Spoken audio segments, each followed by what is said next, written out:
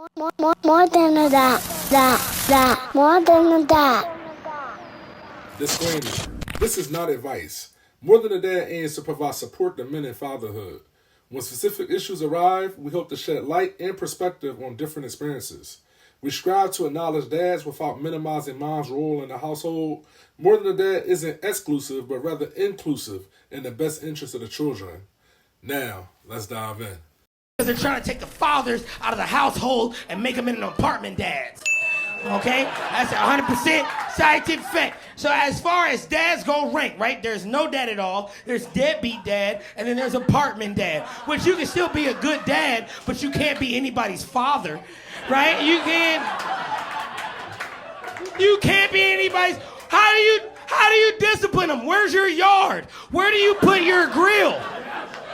Where do you yell at me when the flashlight isn't in the right place? There's certain things that fathers need. How did y'all even get disciplined in an apartment? You better get in there and clean up the living room kitchen.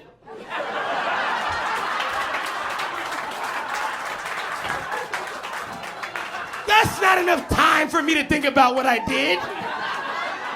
There's 2 plates and 2 knives. You need a yard.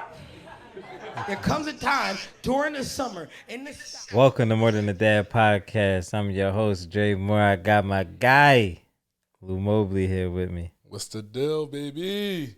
It's just us today, bro. My guy, 30 for 30 Aaron, called out. He think he got some sort of PTO that we don't got, so we'll not be getting paid for this episode.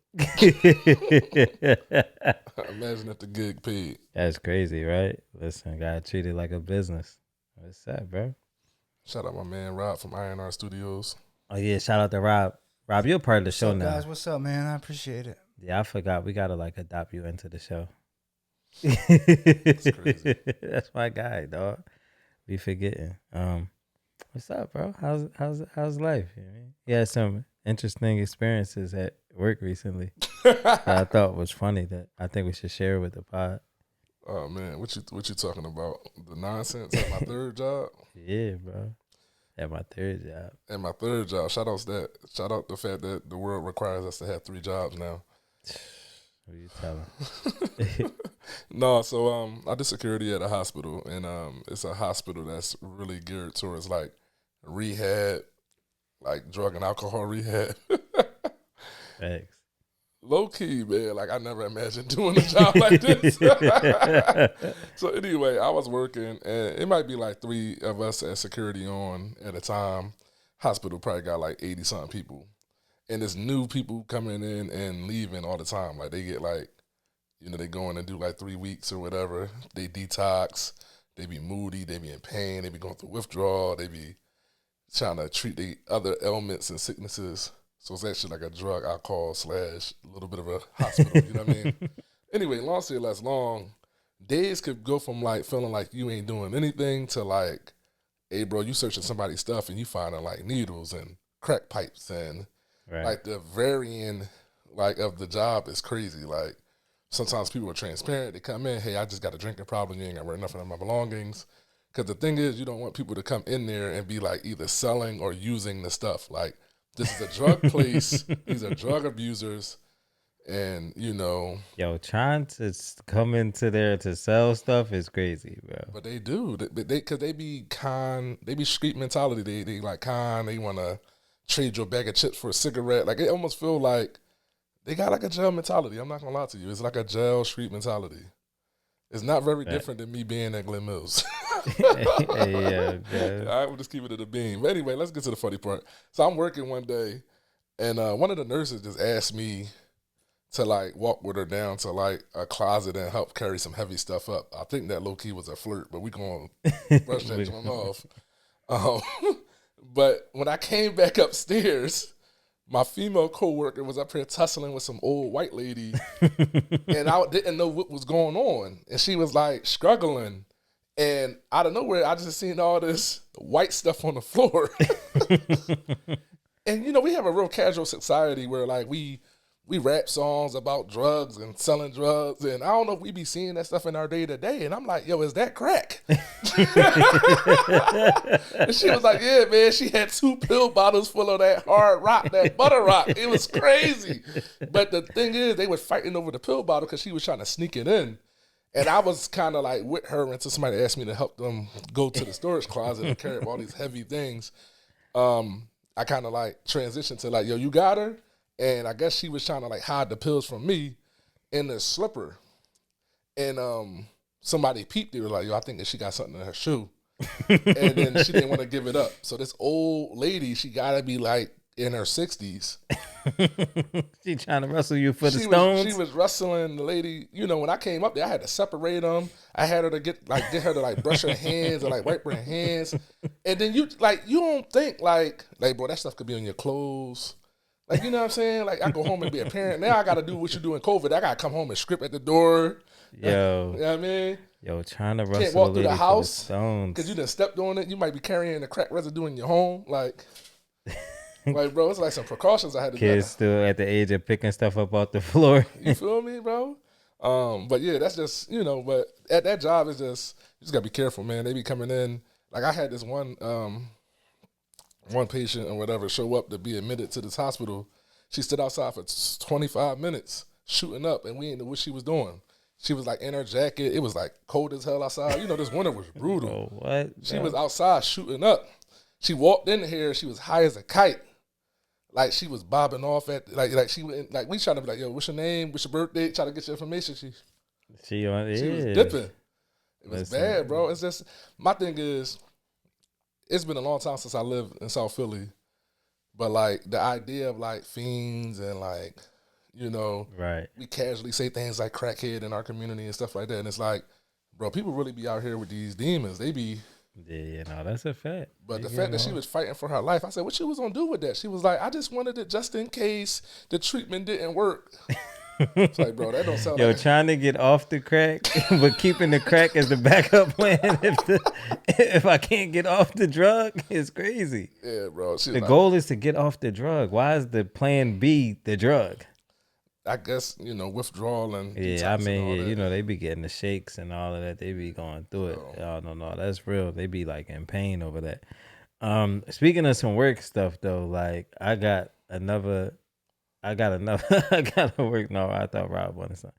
I got a work story that's funny. Like, it's real interesting to like, yo, men is always gonna be men, and like women always gonna be women, bro. Like, no matter the age. So like, I'm on the bus, and I'm sitting there. I'm about to leave. I'm about to leave Broad Street.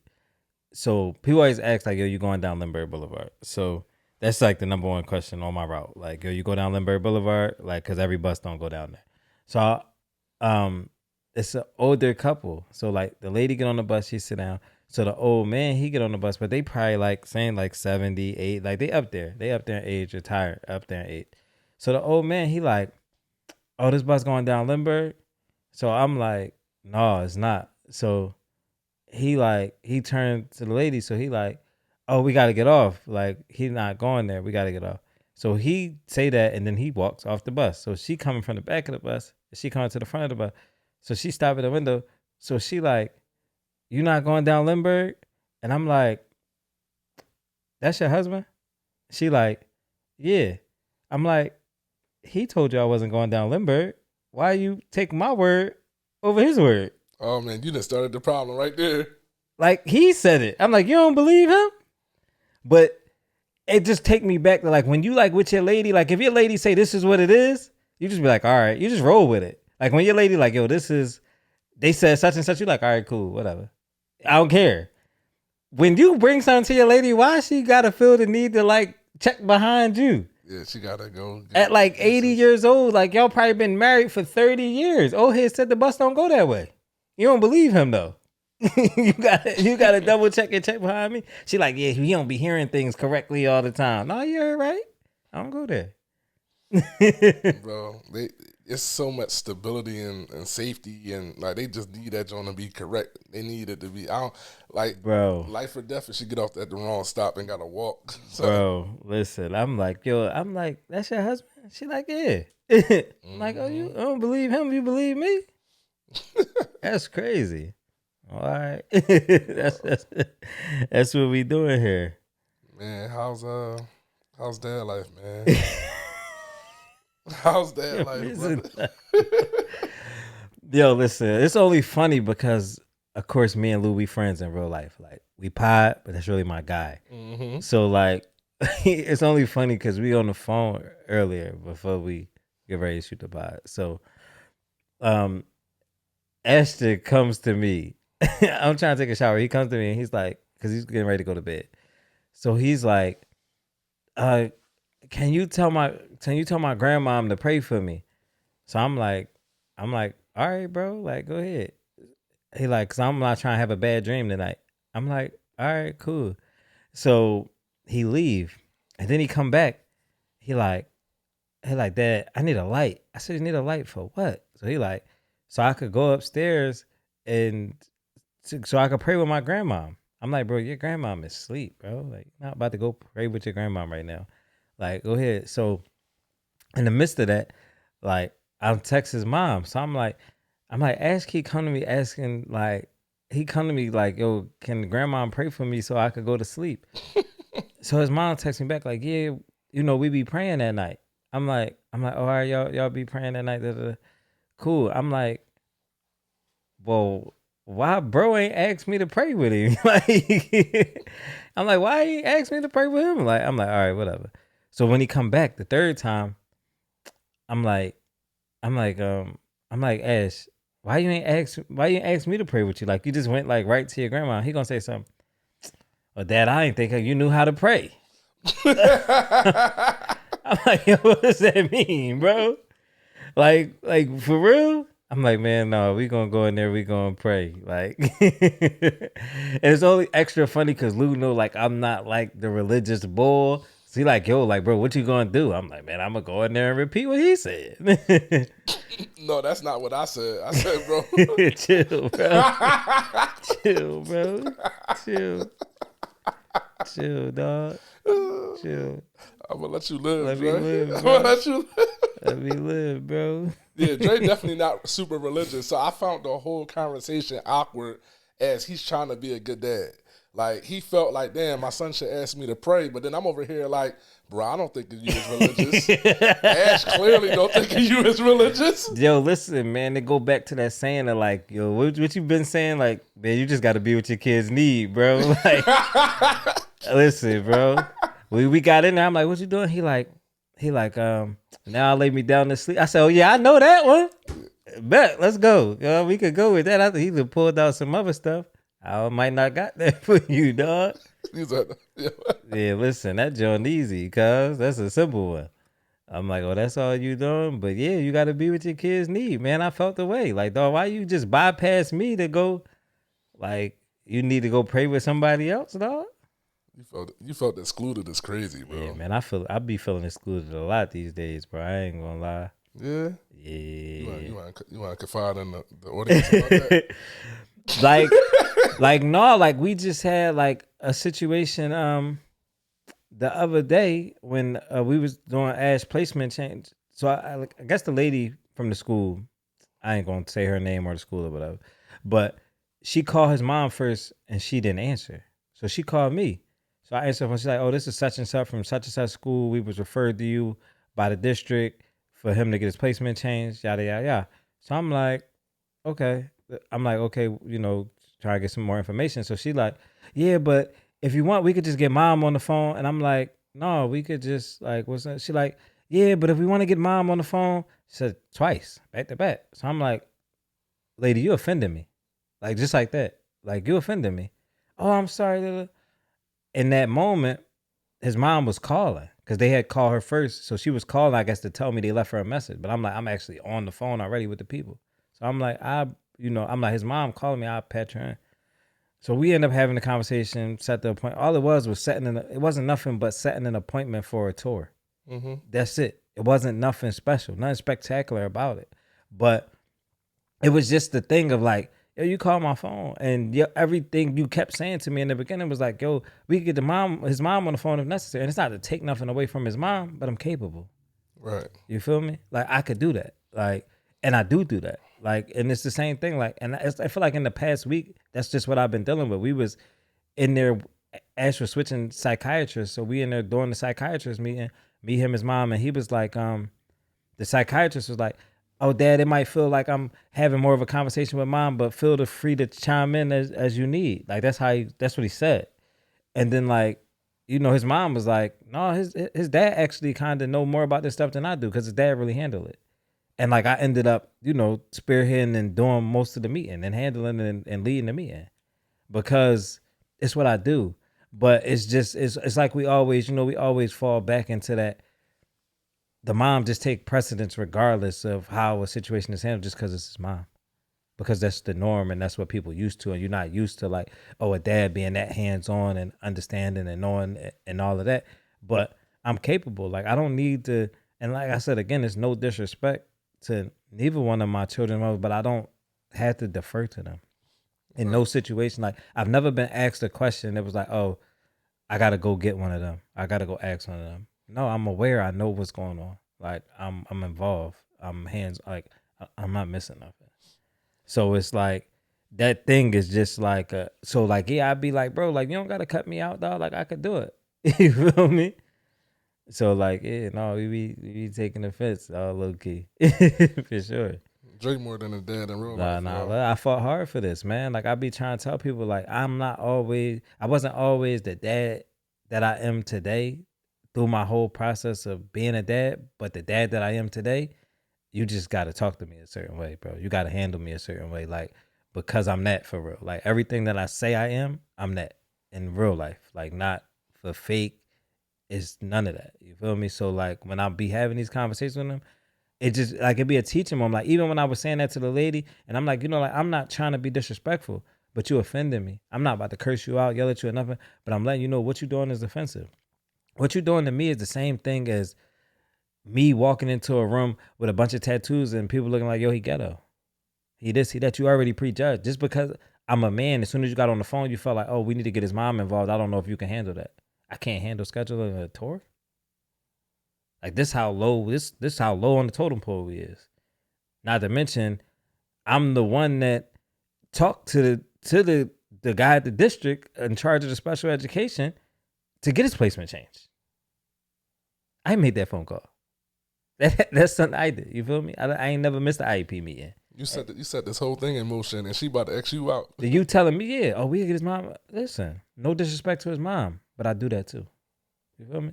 All right, that's it. That's how Dre come in this episode, yo. I just want to let you know we are only at How's Dad Life. Just at home, How's Dad Life. I wanted to share two things that happened to me in the realm of being a more than a dad. Two things happened. So this year, I don't know if I spoke about it before, but Manny normally likes like comic books and Marvel characters and stuff like that. Right. So near the house, there's a Chick-fil-A and a comic book store really close to it. He keep driving past the comic book store, like begging me to go in the comic book store. One day we're in Chick-fil-A, a man is reading a comic, and he like, "Yo," I said, "Where you get that from?" He said, "Across the street." Of course, Manny says, "Can we go across the street to the comic book store?" So after let's say 3 months of him asking, we finally go in the comic book store. Now, granted, it was nothing really in there for him to buy, because even like your Superman and Batman and Captain America, they comics got curse words and right. It's either blood or naked characters and stuff. Like you just gotta be, the comics ain't as you think they are. Right. So anyway, I didn't end up buying him anything, but he's playing like the arcade games in there. You know what I'm saying? But I'm in there because I'm an aspiring like storyteller myself. Like I want to be a writer, so I'm like, dang, like I want to write, but I don't read books. You know what I mean? It's like wanting to shoot TV, but I don't watch TV. So I started buying comics by the issue, and I kind of found out what I like, and then I got into like the indie comics of like people who were like basically publishing their stuff and putting it out of their own will and had their own creative control. And I got more into the comics than Manny. He done put you on the song. He done put me on. But now we be like making little projects and like I do a lot of stuff with Manny that's kind of cool. Like I find scripts online and we be reading each, like we'll do like two people scripts and he'll read a character and I read a character because he likes acting. Right. He be drawing and I be like, let's make our own comic and our own characters, and I be sketching the little bubbles and them talking and stuff. So it's been a way for us to bond. Just know that has turned into like my whole thing. Like I really read comics now. I'm into like a lot of indie stuff. You'll probably never see me reading your casual Batman, Superman, Spider-Man, but you'll see me reading like more original work. Right. Just because that stuff inspired me, because them premises are new and fresh and different. So I wanted to share that. Like sometimes your kids put you on game. Put you on something, you know what I mean? And that felt really good because like I've been at a roadblock for years. Like I used to write poems, I used to write stories, and I was like, man, I don't think I have the bandwidth to sit down and write a 300-400 page novel. Right. And that was always like I got like plots and premises, and I was just like, it always was like daunting to me to be like, damn, what am I going to fill up all these pages with? Yeah, because you got to get real descriptive. Right. So I'm thinking about like maybe comics as a medium, because I read a lot of them now. Now it's like maybe I can write it in comic book form and partner with an artist or something, like that's becoming a lane for me. You know what I mean? I done got an iPad and a pencil. Like I'm going to be out here sketching. Can't draw a lick, but right, we going to doodle. But yeah, more on Manny, man, because, he be 7 this year, and like sometimes he just asks me questions that he'll never ask his mom, like he'll ask me things, and like one day we were talking about like how he don't want to get bigger and right. stuff like that. So recently he comes up to me and he says, Dad, what's a stepdad? Mommy called you a stepdad or something like that. And at the moment, I just, I kind of like, what was the context? I was trying to like, Now we might have smoke. It ain't about smoke. I just don't want to go too deep if the comment wasn't that deep or if his question wasn't really at that level. So I didn't really get that much information on it. So the next day, it was like spring break, so he was home. So I was like, man, like after we drop Osa off, we're going to have this talk. Right.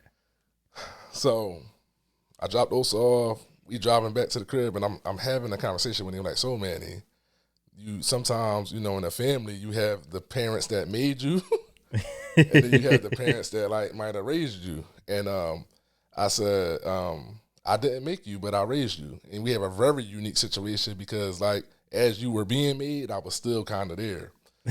So like I had this weird conversation, because, she was pregnant when I met her, so on and so on, for all the new listeners that don't know the backstory. Right. So, and by the end of the conversation, he kind of understood that like, hey, the difference between me and Osa is that Daddy made her and raised her, and Daddy didn't make me, but he raised me. Right. And I said, y'all are both special to me in your own ways. Like, you made me a dad. Right, fact. And then Osa gave me the opportunity to say I made a baby. You know what I'm saying? So at 6 years old, he definitely got like a serious talk, and I was not ready. Like his little questions come out of nowhere. Like, right. I'm ready to ask him, do he want to play the PlayStation with me or something? He's like, man, Daddy, what's a stepdad? Like, dog. Like, you know what I mean? Yeah, like, kids just be asking you stuff. Bro, he at the point where like any day it could be one of them questions that like can drive a conversation like that. Just be panicking like when they hit you. Yeah, bro. Like I told y'all last episode, he's very good with like even like breaking stuff down for his sister. You know what I mean? Because she's starting to have questions as well. So kids be like seeing stuff, man. You just see stuff and then you just inquisitive. Like, and now like we kind of so open. Like I feel like our kids is exposed to so much more than like we was, that you just got more questions. Like it's just on it. Like it could have been anything. It could have even not been a stepdad. Like he could have came in one day like, yo, what's a homicide? Right. You feel me? He do that too. He asks a lot of questions. I think that's why he's so bright, man. He know a lot, but he also asks a lot. That's how he know. You know what I mean? Inquisitive. Yeah. That's a blessing. Let's get into it, man. You got some topics for us today, man? Yeah, I mean, we get into a little bit of like, some more, not really, I mean, this is kind of a topic. We could kind of make it a talking piece. So recently it was the WNBA draft. Okay. Philadelphia product, Diamond Johnson, Newman Goretti product. Shout out to Newman Goretti. NG. She went undrafted. And you know, like it was a big deal. She was a top 6 player in her class coming out. Same class as Caitlin Clark, Angel Reese, and all of them. She was a top 6 player in that class. She went to Rutgers first, where she, you know, played good as a freshman. I think she put up like 17 points a game, something. Transfer, went to NC State. They went to a Final Four. And then she finally ended up finishing up her career at Norfolk State, which is HBCU. So she went undrafted, even though like she has the talent, she has the pedigree. She's been on the Team USA team with Caitlin Clark and them that won gold. She's dominated at every level she's been at, from high school to high level D1 to mid-major. And somehow, you know, this kid was passed up on. You feel me? And a lot of the narratives that was, you know, running was like the HBCU thing. You know, like that was like a big, like, prevalent thing in that. So like, how you feel about like that, bro? Like I mean, people try to use her height against her. She's like 5'5", but she dominated at every level that she played at. I mean, on paper, like if you were just reading a name and height, like that does do something to you from a sports perspective. So like, yeah, but also like HBCUs are not on TV as much as they need to be, right? So like, even if the talent is great or not great, we don't even know because they're not televised. Right. So like, there's a level of exposure, and that's the real thing about going to like a predominantly white college. The bigger the school, the bigger the budgets, the bigger the television exposure is, and the familiarity and the comfort in like picking a player, right? When things are unknown to you, you tend not to pick them. Like everybody's not a try a new restaurant type of person. Some of people, I know my parents went to the same couple of restaurants the whole time I was alive, the whole time they was alive. You know what I mean? It's a familiarity thing. We're not familiar with Norfolk State, and is that better than drafting the 2 guard at Stanford? You think what I'm saying? Yeah, but if I dominated at that level, at every level, would they call it dominating if you had to leave? If you had to leave, if you left the school for whatever reason, would you call that dominating? Maybe I wanted to leave to go do the HBCU thing. Yeah, but you also left one Division I school to go to another. Yeah, absolutely. So there is a little bit of a. But it don't hurt. So it don't hurt the other kids that transfer. Are they drafted and she's not drafted, or? Yeah, like you could look at like somebody like Haley Van Loof just was drafted. She went to 3 schools, I want to say. She went to 3 different. I mean, it was all higher D1 level, but Diamond could have easily done that. She could have left NC State and went to another high D1 level school. I think she decided to go. I don't know personally. I would just, on the outside looking in, I think she decided to go to a HBCU to try to put it on the map, and it's a slight because I dominated at every level. I mean, she did end up signing with the Minnesota Lynx as like she got a training camp invite. Mm-hmm. So, I mean, it'll be a way for her to try to carve out her path that way. But that look of like, yo, she was HBCU and she was drafted is different. It's totally different. It just speaks to a world that like sports is not really ready for, you know. And not to mention, Diamond got mad love for you. You went to my high school. I think you a dog. Like I was, you know, I remember them. What did she score? 50-something? 60. Yeah. Like I remember the crazy game. Like I'm a fan. I'm just speaking from a perspective of like the world is not really ready for this. Like, you know what I mean? Like the world's not ready. We're not that progressive yet. Yeah, come on, dog. Like if any time we could be slightly regressive right now, if I'm being honest. Right. You know what I'm saying? Like DEI is going backwards. Like nobody's on this super pro black stuff, man. like you know what I'm saying? I'm just being honest. That's true. You know, it's just not the time of it being super accepted. But like, yeah, it's not as televised as it needs to be for it to be like a mainstream thing, bro. Like that's to me is my biggest thing is like, could you imagine like Travis Hunter trying to get drafted out of Jackson State? It would have been a good look if he could have. If he could have, but you think he's a high pick? Not when these guys is out here playing against Georgia and Alabama. Because now we're talking about level of competition. We're talking about a lot of like factors, man. Like smaller schools, smaller budgets. You're gonna get into your small time box, and you just got to be this complete anomaly. Like, you know what I mean? I mean, that's a fact, Right. and I get that. But some of these, man, some of the best dudes came out of HBCUs, bro. Facts. Like, and at a certain point in at a certain point in time, yes, there is different levels, like in different conferences. But we kind of all D1, bro. We all grown. Like, people get drafted D2. You feel me? They might. It's some D2 players that I'm sure it's a D2 player that got drafted in the first round somewhere, bro. Second round somewhere. All right, my take is this. What you think, bro? The best player on a, I don't know, mid-major school, HBCU, is better than the best player on a high Division I school? Are they equal as players and as prospects? It could be. Or is it more like the best player on HBCU is probably like the third best player on a predominantly like is she the third best player if she play at UConn? Or is she the fourth best player? It depends. You think what I'm saying? It depends. Is she at USC? Is she the third best player? It depends on the coach and the system and if they want to give it a green light, bro. She needs the ball and all that. Yeah, Okay, like she was at Rutgers putting up 17 a game off the bench. She was leading them and scoring off the bench. You feel me? Like, and that's Rutgers. Like, you feel me? This ain't the Salvation Army League. Right. It's Rutgers. Right. Like, you got to think, like, sometimes, like, when you that good, like, you think it hurt Steph playing at Davidson? No, it just gave him the volume that he needed to prove. You himself. think we seen Dame Lillard come from Weber State? I don't even know where Weber State is. Bro, we're talking about like. And that's what I'm saying. So at a certain point in time, the talent just has to be the talent. When CJ McCollum was at Lehigh, all these three players I named, they went lottery. Mm-hmm. That's what I'm saying. So at a certain point, the talent is gonna be, if you lit, the talent is gonna be that.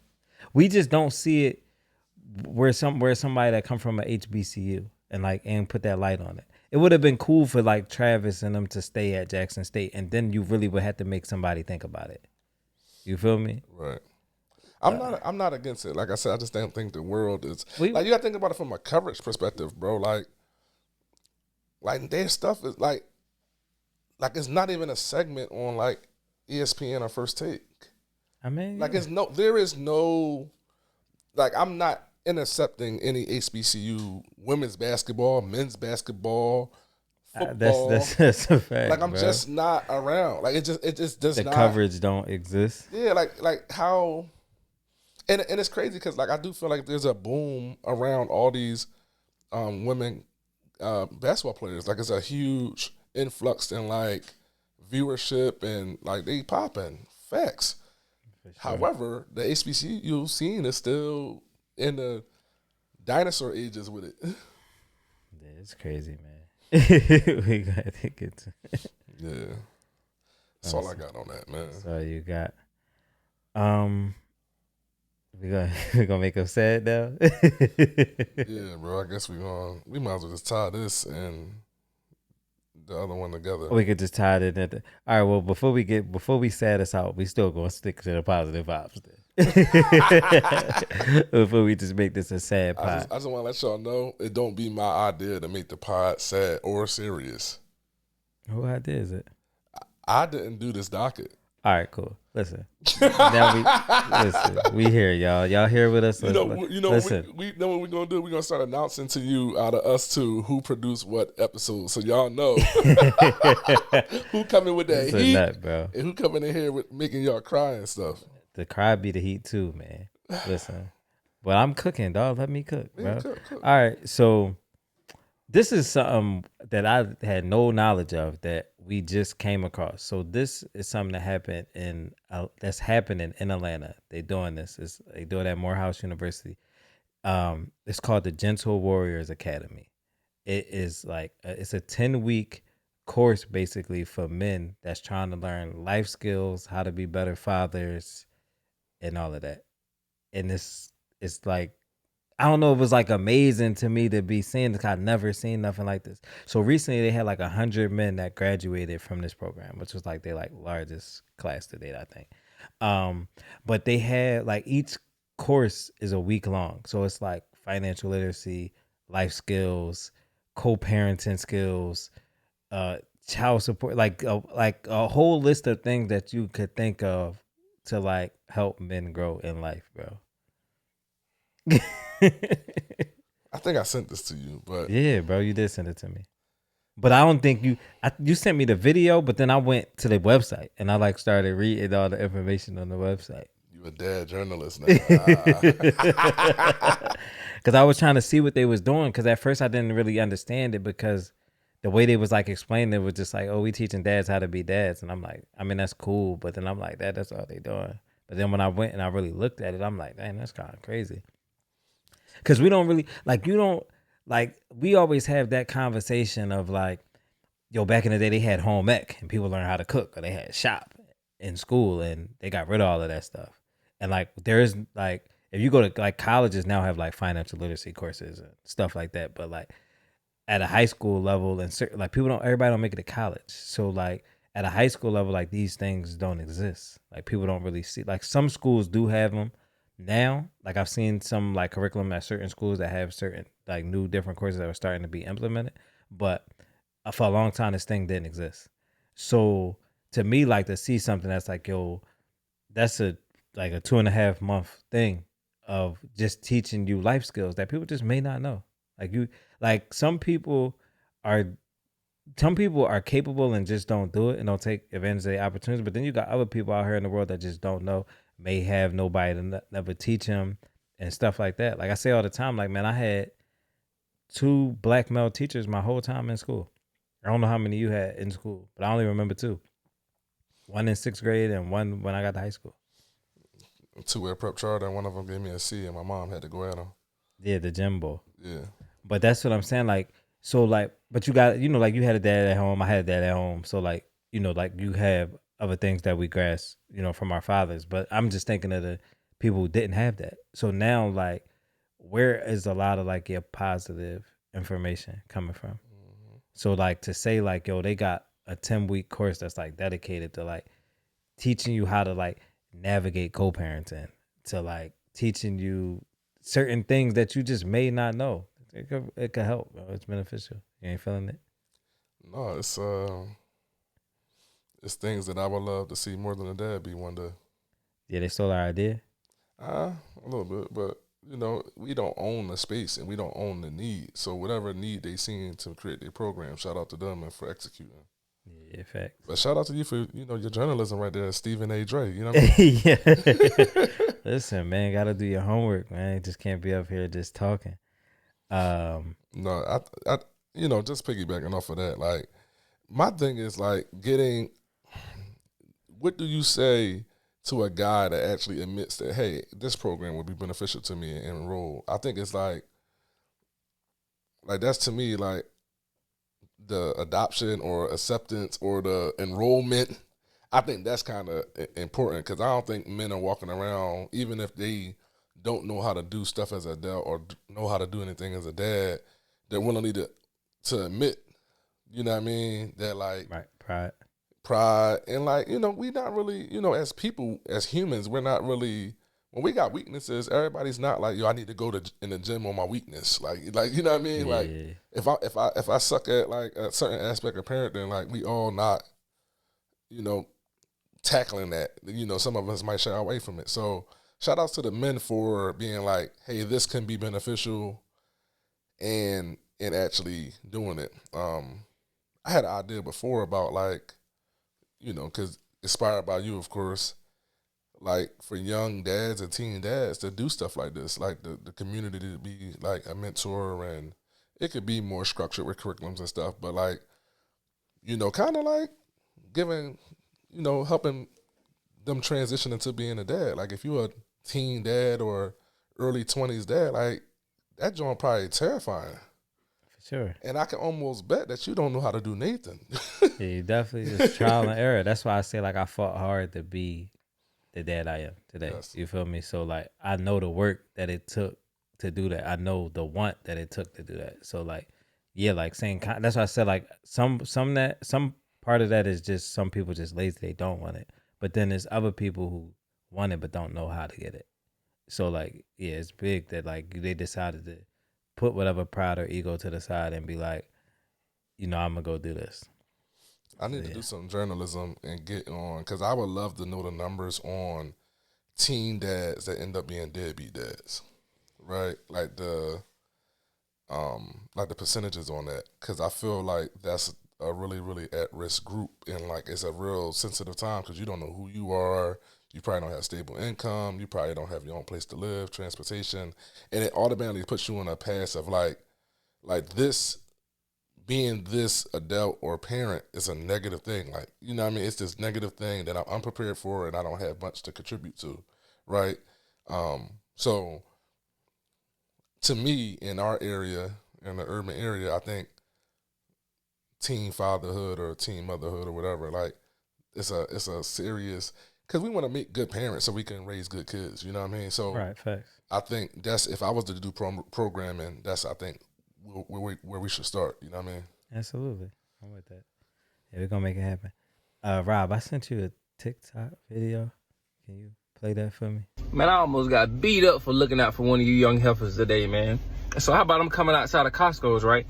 And I see this couple, we're walking together outside of Costco's, and I noticed that they parked next to me. And the passenger side is by my driver's side, right? So I see that the young man, he gets inside of the car without opening the car door for the woman that he's with. So I kindly and politely open the car door for her, just trying to be a gentleman and to be an example for the young man that she was with, to let him know that, hey, a woman is not supposed to be, touching a car door. So he called himself getting out of the car. He say, nigga, did you just touch my car door? And I was like, hey, I was just opening it for the young lady. So he went to raising his voice, and I'm like, young man, look here. I was just being a good steward. I don't want no problems, young man. I don't want no smoke or whatever you young people call it. But I'm like, young man, look here. I was just trying to be an example and show you how it's supposed to be done. And he's steady raising his voice, and I said, hey, look here. I'm gonna get in my car and leave, okay? I don't want you to get yourself in something that you're not gonna be able to get yourself out of, But was I wrong? I think I was wrong. I'm not gonna lie. I think I was wrong. I shouldn't have touched his car door. And you know what I'm saying? I kind of apologized for that, and I was like, you know what? I'm sorry. That's my fault. I ain't had no business touching this car door, but he ain't had no business letting that woman touch that car door. But hey, I'm just. Yo, don't use. I was trying to be a steward. Like what are we on? Like, listen, man, how you feel about Unc, man? Ain't no Unc, bro. He trying to spend it. He like low key. He was trying dirty Mac, bro. It definitely was dirty Mac. He Bro. was dirty Mac. I'm starting it with he was dirty Mac, and he low key might have been flirting, and like you're the reason why cats is territorial, gang. And first of all, like what you do in that situation? Cause first of all, don't highlight my bad in front of my girl. You feel me? Like, don't highlight my bad in front of her. Like, she's right here, bro. Tell me my bad. Like to the side, to the side. Like, yo, bro, hey, like, bro, yo. make sure you holding the door for your lady. Your wife is beautiful or something. You know what I mean? Like, it was, if you was gonna go with the I'm big bro or I'm on vibe, that's how you do it, bro. You touching the door, bro. Like, like, come on, bro. Imagine the dude wasn't that old. He was talking like he was 50 or something. He was like 30. Yeah, you know what I mean? It's like, bro, the dude was probably 28. He was saying young man. That's what he thought he was on. I feel like he trying to spin it. Like, he know he was like violating. He was bro. He low key was like flirting with her in front of him, low key. Like, I feel like, bro, I'm with the young boy, bro. Don't touch my car, bro. What is you doing? Why, yo, like, what would possess you in your head to be like, yo, that was cool? Like, yo, I'm gonna go over there. You gonna go open somebody else's car? Like, bro, come on, bro. You acting crazy. All right, so like y'all men, bro, there's a level of like comfort like that you're not supposed to have around like doing stuff like that, touching other men, being too close to men. Like you got to know that like if shit go left, like I will fuck you up. You know what I'm saying? Like there's a level of like you just need to know that, bro. Like for you to be like touching my car door, you kind of like playing with me. You know what I mean? You know, Right like, now, like you like playing. Like now like, I'm gonna have to show you. Is myself fully showing? Like is like you playing with me if you feel like you can touch my car door and be safe afterwards? Like you know what I'm saying? Like Yeah, like bro, that's like, yo, I didn't tell. We wasn't potting, so I know I didn't tell the story here. Yo, I didn't tell you all. I didn't tell you about the old head that came to my mom crib. no. Yo, so listen, right? This is crazy. So the doorbell rings. So I come up. I'm just happen to be downstairs. My mom upstairs. So like she trying to come down the steps fast, but she ain't coming down the steps fast enough. You know, she up there in age. So I open at my mom crib. They got the doors to the house, and then like the screen door outside. So my mom keep all the locks, the front door lock, the screen door lock. They ring the doorbell. So I open the front door. Main man hand was on the doorknob to the screen door. So I'm like, yo, what you doing? I'm like, bro, get off the door. Like, why are you on the door? What you doing? So he just looking. I was looking for Carol. I'm like, oh, who is you? So my mom come out. I said, yo, who main man? She like, oh, you don't remember? And this is such and such from this is your aunt Ginger friend. Some crazy. She was saying like this such and such friend. You don't remember? Cause so I'm like, nah, I don't know that. I don't know him. I'm like, well, why he was touching the door like he was too comfortable for me? Like he act like he rolling like he about to walk up in this joint. Like if the door was unlocked, he'd have opened it. Who is this? No, now nobody want to talk now. Nobody got nothing. Everybody mush mouth. Cool, you know what? I'm out of here, dog. So I'm out just looking at me. So then he left, whatever. So we upstairs. She just laughed, like she just be laughing at me, like yo, you really crazy. Like, no, I'm not. But like, don't play with me. Like I know, like mom was supposed to have a life too, but like this still my dad crib, bro. I tell my mom all the time, like she tried to play with me the other night. She like, yeah, I'm going on. I was like, yeah, I'm going out. I'm like, who you going out with? She like, oh, I got a date. I got a date with who? She like, so she named some name. I'm like, so no, I'm just playing. I'm going out with your aunt such and such. I said, Mom, stop playing with me, yo. I'm like, man, it's like 3 days before like the anniversary of my pop passing. Like you talking crazy to me right now. And like I know she grown. It been almost 4 years. She can have her life. Certain stuff I ain't rolling with yet, dog. And she could just do that on her own time. And I know it sounds crazy to say because that's my mom, dog. And like I would have no discretion. Like my mom couldn't like tell me like what chicks I can and cannot talk to. I would have no discretion at all for that. But, and I know this is super hypocritical, but the only man I ever seen in my mom crib was my pop. And that's how it is. That's how it stay. So if you want to mess with Mr. Sherman, then you got to go to Mr. Sherman crib. Or somewhere not here. Mr. Sherman can't have, I don't even remember old head name. He said his name, but he had to get his hand out the doorknob. So yeah, don't get beside yourselves, all y'all unks. These YNs out here, we not having that. I ain't even a YN, but we was gonna be a YN that day. You was gonna crash out, bro. Yeah, it was tripping, yo. It was bugged out for that. Bro, that's a whole other conversation you just kind of stumbled into. Like when my mom, yeah, like obviously my mom ain't never date after my pop passed, but like that was like weird. Like it did. I remember my brother. I think it was my brother. My brother coming to her like, hey, I think I'm okay if you date again. Imagine my mom like damn near 70 or something. Like why we green lighting if she can move on? Yeah, because you got to. I mean, it's cool. it's cool. I think it's cool. I don't know, man. Let's listen, man. Just keep main man over there, man. Like, I don't like. What if he weird, bro? Like, what if he come in this joint like think he gonna be like my pop or something? Like, what if he think he gonna young boy me? Not to mention they be old, like they old men. Yeah. So now you already like setting your ways and all of this. Like, no, man, I ain't having that. Can I advocate for your mom real quick? Yeah, go ahead. Man. What if you can't like just trust that your mom is making a good decision on this? I understand where you're coming from. No, not at Negative. Negative. all. Okay. They've been finessed before. I mean, our dads just turned out to be good guys. Yeah. Facts. Yeah, facts. Yeah, super facts. 1,000% facts. It makes sense what you're saying. I'm just saying, like, maybe she's like, I need to. I mean, But that right there is the problem right there. Like what you was just about to describe of like, I just want to get back out here. It's not even like that though. Maybe it's just like a friend or a person just to. I feel like your judgment is sweet. why bro. he don't got no wife?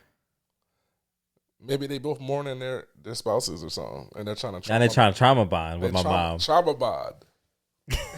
It's all nasty. See now I it's. think you guys are making it more about yous than about your moms. I mean, listen. If she feel like I'll that's let you know how I feel later in life because I'm not experiencing this, so I might feel a different way. Like, nah. right, like your pop pass, you gonna be like, nah, I ain't with that. And I ain't you're probably feel right. it. I don't feel that. So Like you talking for like, and this like the whole thing with it. Like how long your mom and dad been together?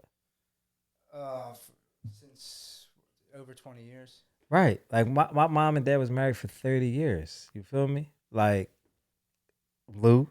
Yeah, something. Yeah. It's probably So like like 30 years. You feel me? 30 So years. it's like this all I ever seen. You feel me? Like it'll be different. Like it'll be more accepting if like my parents wasn't together, they were separated. I've been seeing this my whole life. Like, but my whole life it just been y'all. Like this is all I know. And I'm not ready. I can admit here on the pod I'm just not mature enough to just let that go. Wow. It'd be weird. I agree. It's weird. I thought it was What if you walk in and like old head just like just smack her on the butt or something? I feel you. It'd be weird. It would Like be you weird. feel me? Like turn around, old head just think like it's green lit the tongue her down. Like I don't care about you, young boy. You 30 years old. I mean, visually, I just don't even want her. Like, I don't want to see her bringing him a plate. Like, it's just stuff that I'm glad I never had to see. Yeah, so it's like saying? I I'm don't- cool. She could do it at Sherman crib. Don't bring Bro, Sherman over here. And I know, Rob, you trying to introduce this innocent, like maybe just somebody to hang with, maybe a little friend. We from an era where like little friends I be get it. like, I was just playing devil's advocate. No, you good. we needed that contrast. Thank But you. like it's still like it could be a little friend, but he's still a man and he might be trying to use his man parts. And I don't want no parts of that, I cuz. feel you. It's strange. Yeah. Go and then like, Mom, please do not kill me. Please. My mom probably never hear this and I pray. My mom be saying freaky stuff, dog. Oh, Jesus. No bull. Like my mom, like one day, cause like I be having like a little bit of hair growing in my ear sometimes. So my mom like, why you don't like cut the hair out your ear? I said, Mom, I don't be caring about that. She's like, yeah, but like, what if like a girl wanted to lick your ear? Like I used to like to do that to your dad. Oh. Like she's just like my mom be freaked out sometimes. So like now I gotta think about her. Nah, and Mom, I love you. Listen, for life. You already know we locked in forever. Don't never be embarrassed. But listen, this is what it is. You feel me? That ear hair, dog. We'll not be getting no strange off from my mom, cause y'all take Jesus. y'all take that somewhere else. Your mom gonna be sad when she find out Jalen Hurts is off the market. Yeah, facts. See, and my mom was on Jalen too. I told that on here. My mom don't know. No, I never heard her mention no other football. She don't know no other football player name. She know Jalen Hurts. It's like, yeah, the Eagles quarterback. He cute. Like, come on, man. Nah, I'm just nah, Mom. Nah. Listen, just hang out with me and your grandkids. It'll be all right. That's it, man. That's all I got for you. No, so we once upon a time we had an episode before called Borrowed Time, and you know, me and Dre be having conversations, you know, trauma bonding.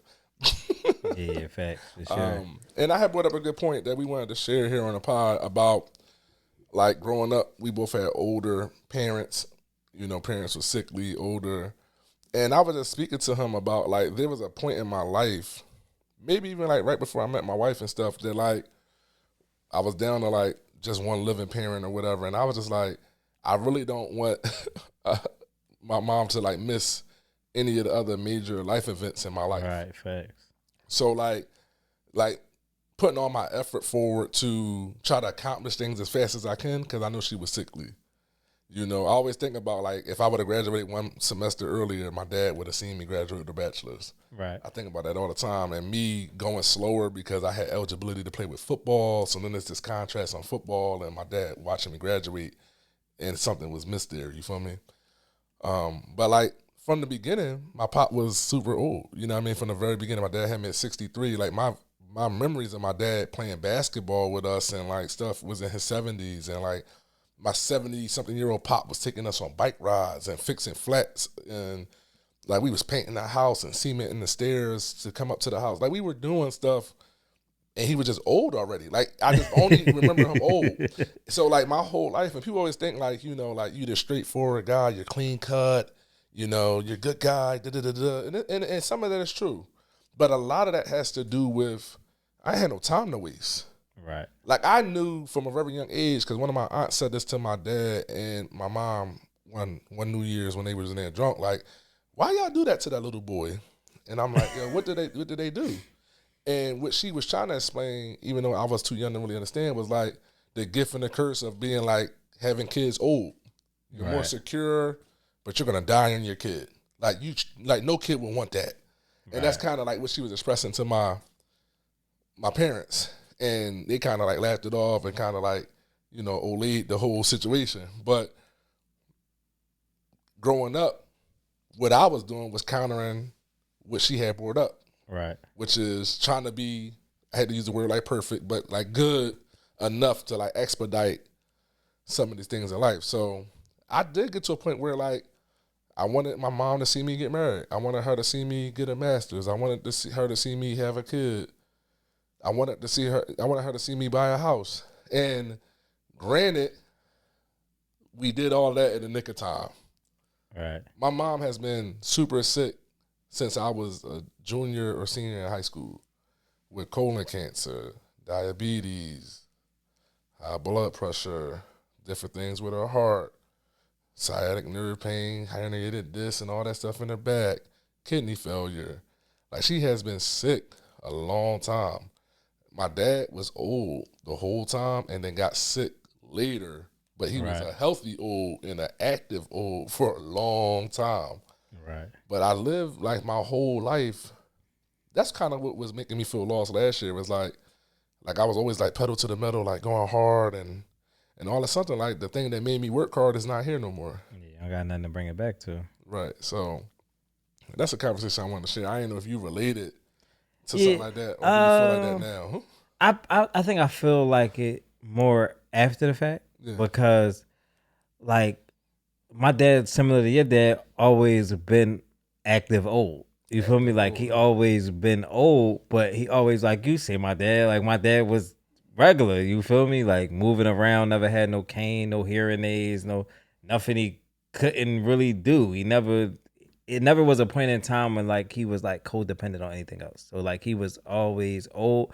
So I didn't never think about it that much, bro. Like my mom would say stuff to me, like after, like, you know, like, my kids was born and stuff. She said stuff like, yeah, you know, like, your dad didn't think he was gonna live long enough to see you graduate high school, let alone he lived long enough to see you graduate high school. Granted, I had kids young, but he lived long enough to see me have multiple kids, not just one kid. You know, like, he was around long enough for that. Like, and like I said, like, I always, even the concept of time with him just wasn't real. You feel me? Like, I guess what made it more real for you is, like, at a point in time, like, your parents got near the age, not near the age that their health started to deteriorate. Mm-hmm. So it was like, oh, this might be a little bit more urgent. This might be a little bit more pressing because, like, oh, you going through some real health things that you may not be here. But outside of my dad going through what he went through, he had Guillain-Barré when I was 10. He was, like, regular. Like he was super regular. Like even when because he always used to say this thing like, man, I keep my bags packed, like just in case he about to be out of here. For real. That just used to be his saying, like, man, I keep my bags packed. Like he was ready, and I'm like, man, bro, I told you, like the last time we talked about that, I'm like, bro, you got like at least another 10 years. Like I really thought like that, because you got to think like my grandpa lived to be like 99, and at this time when my dad passed, my dad got 9 siblings. 8 of them, 7 of them was still alive at the time. No, yeah, 7 of them was still alive, because I only had lost one aunt, one uncle, and like my aunt, one of my aunts passed last year. She lived to be 90. My uncle just passed. He lived to be 95. Wow. You feel me? So like, if you was at my dad's birthday party, like you seen they was all in there moving, grooving, 80 and up. You feel me? At the time, my dad was early 80s. So I'm like, man, grandpa lived to be 99. They all live in 80s, 90s. Like, man, you got like another dime, bro, at least. Like that's what I was thinking. You feel me? So I wasn't never thinking, but now looking back on this, like, bro, you got here, your dad was 51. Like, how much life people people dying at natural causes at 30s. You feel me? Right. Like getting here in your 50s, like how much time you really got for real, to be honest. So like, yeah, I thought, like I said, I think about it more today and certain things, because it's like that you really like, we's on borrowed time for real. Like, how like they say like, yo, your time on earth is borrowed time, like anyway. But man, this is like super borrowed time, bro. Like, and I feel bad because in our generation, it's like, oh, being a parent doesn't make my life, and like I always think like it's the legacy, it's the bloodline, it's the hereafter, it's reproducing to help the species go on. Like I think of it like that, and I know a lot of people like are more like self-defining, like, hey, I want to do things for myself and I want to travel and have career, and I'm not mad at them people. I just have a different view. right. You feel me? Because I was raised about legacy, and you got to carry this. When I pass, Lou, you got to carry this on. These are the conversations I had with my pop. Like, my dad would just be. Now I think about it, like he would be like enamored just watching me grow, when he was so proud of my little report cards and honor roll, but in his head, like that's the borrowed time. Like he gotta enjoy that because he may not see the diploma, he may not see the degree. He gotta enjoy.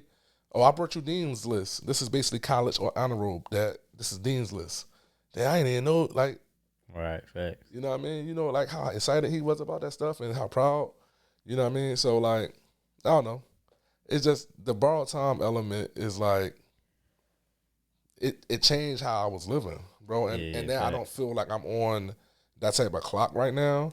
But it also shifted in like how I handle my kids. And like, I don't want to wait until I'm sick to be like, these moments are special. Right. And I think we had a conversation. I think I was talking to Kadeem. And I was like, bro, we realized like I'll be 36 this year. We're basically middle age right now because life expectancy is not 100. I know we all operate over this 100 thing. Right. Bro, all the shit we drinking and eating is not going to make us live that long, bro. Right. Like none of us live a healthier, the food we buy at the store is not even healthy enough. Yeah. Let alone all the fast food and that we indulge in. Bro, we're middle aged right now. Like our midlife crisis is right now. Like, you know what I mean? Like the average life expectancy is 76 to 78. We're middle age right now. Yeah, that's crazy. But you think you just got all this life. Like you just think you guys got all this time. I mean, yeah. So. And man, if I could get this times 2, we golden. Right. Yeah, but that's what we shooting for. Yeah, we golden. So not going to sad us out, but I definitely wanted to revisit the idea of like. Living on the shot clock. Yeah, living on the shot clock, man. Yeah, living on the shot clock is crazy. Definitely change your optics on it. What else we got, man? All right, let's jump into a little bit of the mess. I got another video I wanted you to play, the 11K nose job video. This woman claims her $11,000 nose job made her realize she was too good for her husband. As you can see from these before videos, she had a pretty massive nose, and she said that she always felt like it held her back in life, and so after talking to her husband, they agreed that she should get an $11,000 nose job. After she got the nose job, she said the results were shocking and she never felt more confident or beautiful. So much so that she said, you know, I'm too good for my husband, and divorced him. Her and her husband have been together for 7 years, and if I was him and was already in love with her the way she was and eventually agreed, you know, hey, if it makes you feel more heartbreaking, homie, I guarantee you that dude paid for the whole entire surgery too. You know, he paid for the whole surgery, married to this woman for 7 years, G, and she's gone. Just like that, homie. You know, and that's why I tell you guys the importance of who you pick and choose to be in your life, homie. You know, this is what I would call a blessing, man. You know, a blessing that she showed you her true colors. It's just unfortunate that you had to spend 7 years like that. It's probably gonna sound crazy. I'm not really mad at Shorty. All right.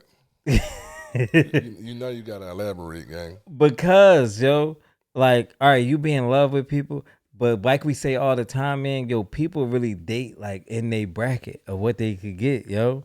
And now that she got her new nose, buddy don't fit in her bracket no more, yo. She done upgraded her lifestyle. Nah. That theory makes sense. I just have a whole opposite opinion of the whole thing. Which is? Like, all right, so I think we had Ooze on the show. Shout out to Ooze. Hope you doing well, dog.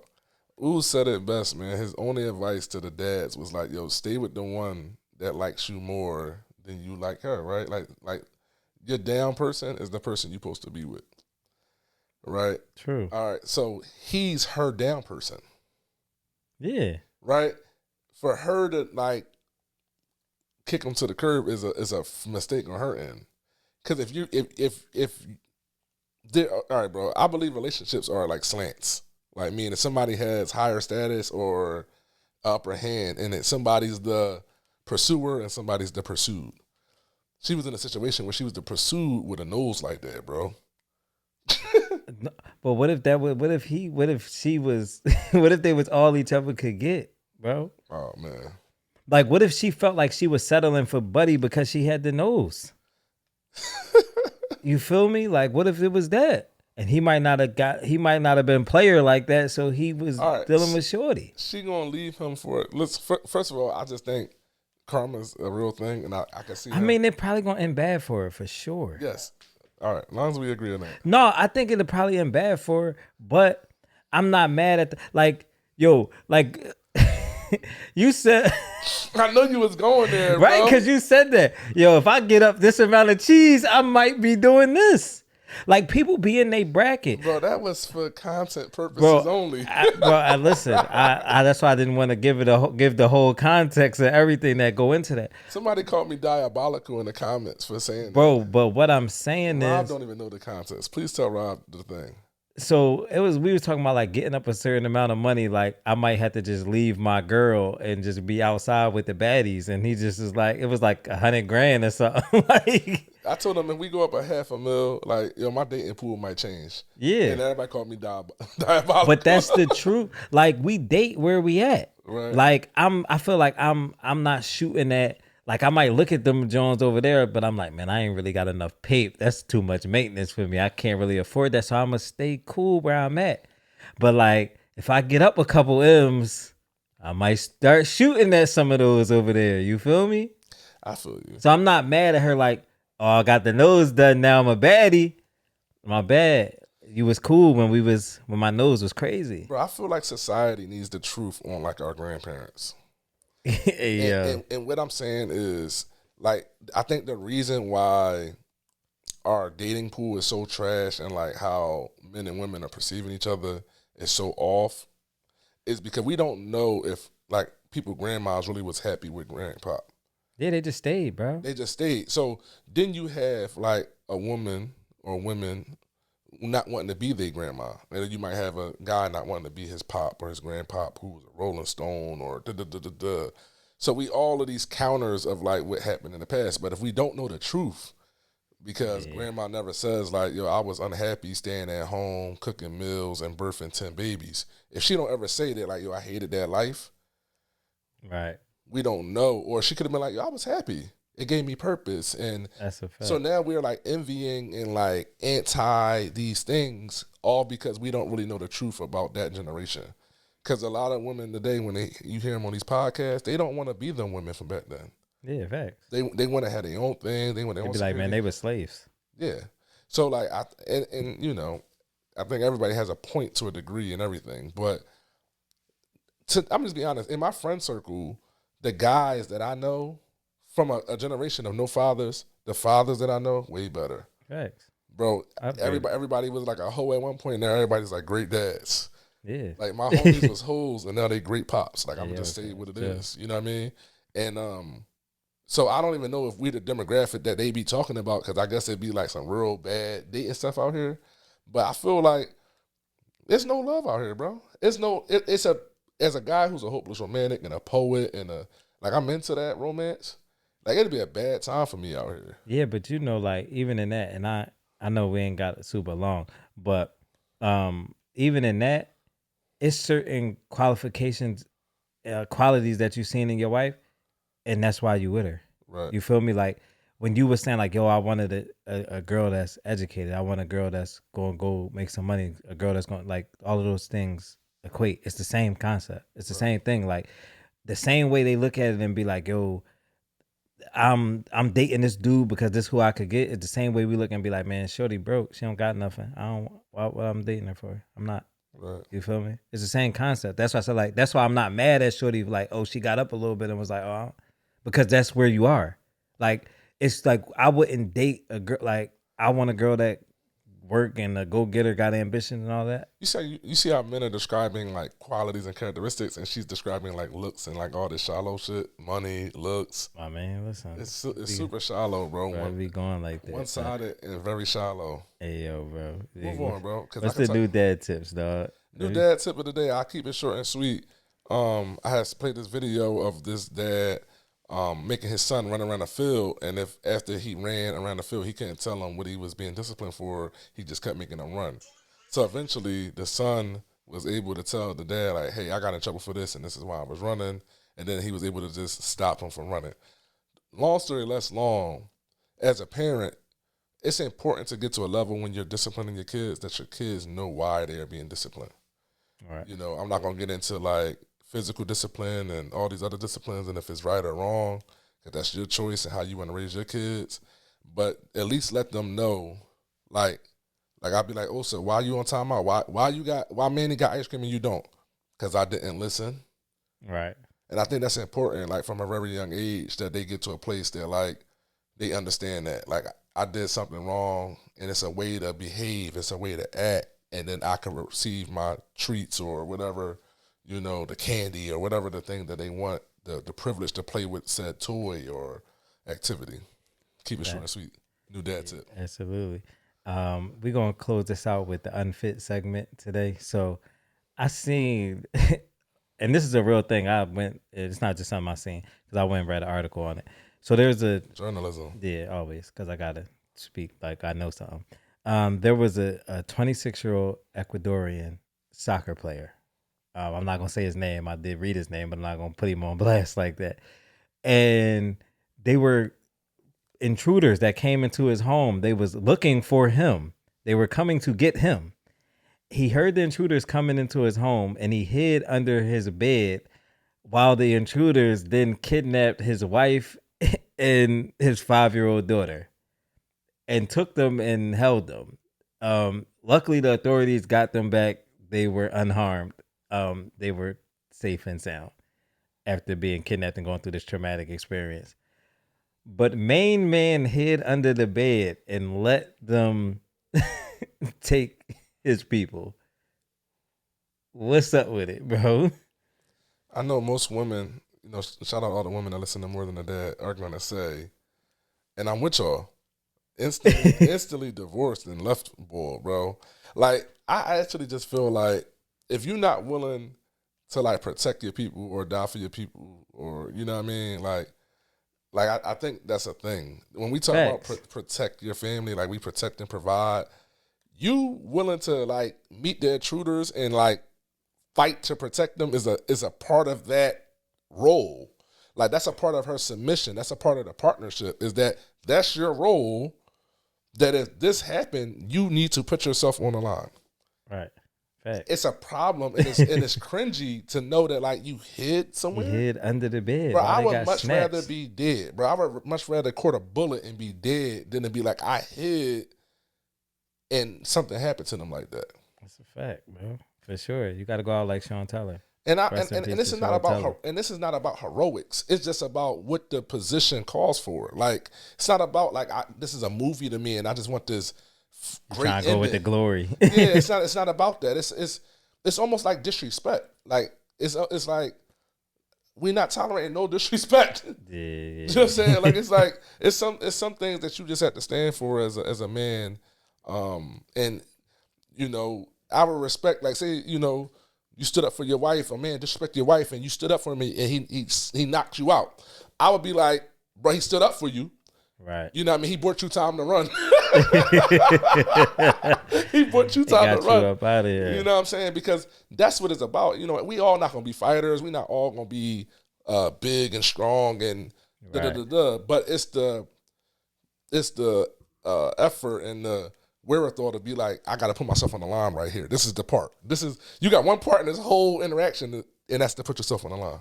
Yeah, like what you do, like when you like, it's not like they go quietly. So they under the bed, you under the bed, they screaming, you hearing them getting drug out that joint, and at no point is like, let me spring into action to get up out and go. None of that. Like, you just hearing them getting drug out like Taken, and you not using no special set of skills to get them back. I'm not normally an advocate of like a man losing all respect, and like definitely please let him be a pop in the future, you know. But I understand if you lose attraction and you don't want to be with him. And like you think, it's over for that. If you think he turkey, like I agree with you. I actually agree with you. So yeah, it's over for that. Yeah, that was my unfit parenting segment for this week because he failed the job description. Provide and protect. Yeah, unfit, bro. You missed the job description. It's a wrap. Yeah, that was crazy, bro. That was crazy. So yeah, shout out to y'all for tuning in. We appreciate y'all. We back. We gonna be consistent. We gonna be here when y'all looking for us. You know what I mean? It feel good to be back, bro. No? Are you waiting for me like to chime in? Yeah, chime in, bro. Y'all, thank y'all for tuning in. I know y'all been rocking with us. It's been a lot of ups and downs, a lot of starts and stops. But don't say it all like. Listen, I'm just letting the supporters know, like y'all real dear to my heart. And when y'all be like DMing me and like calling me in real life about things, I be telling y'all my real life. So we give y'all the real life of the pod, and I appreciate y'all rocking with us. It mean a lot to me. Absolutely. Rob, you got any words? Shout out to the fans. Shout out to the fans. Put Rob right on the spot. Right. You know, we out here. Until next time, y'all. We out. We out.